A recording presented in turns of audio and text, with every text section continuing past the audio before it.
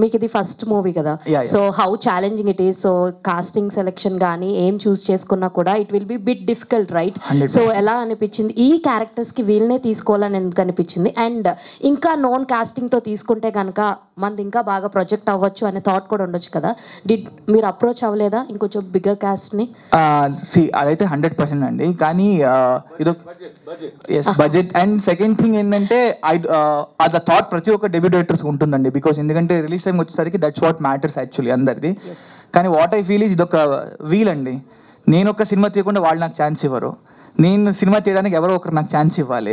So దాంతో ఆ వీల్ని break చేయడానికి ఏదో ఒక ప్రయత్నం జరగాల్సిందే, నా కెరియర్లో కానీ అందరి కెరియర్లో కానీ. I strongly now believe that నాకు ఏ కాస్టింగ్ దొరికినా ఇప్పుడు not work like this. Because ఎందుకంటే they come up with their own images and all. ఇప్పుడు నాకు like because we are telling a very fresh story, novel adaptation కానీ జానర్ బ్రేక్ కానీ చూపిస్తుండడం వల్ల these faces fit perfectly for my film. So I'm happy like whatever it happen for a reason అని నాకు బాగా అర్థమైంది. చాలా బాగుంది యాక్చువల్లీ, ట్రైలర్ చూస్తే చాలా ఇంప్రెసివ్గా ఉంది. చూడాలి అన్న ఎంతూజియాజం బాగా పెరిగింది. First of all congratulation for that. So Ravi గారు, హాయ్ అండి. సో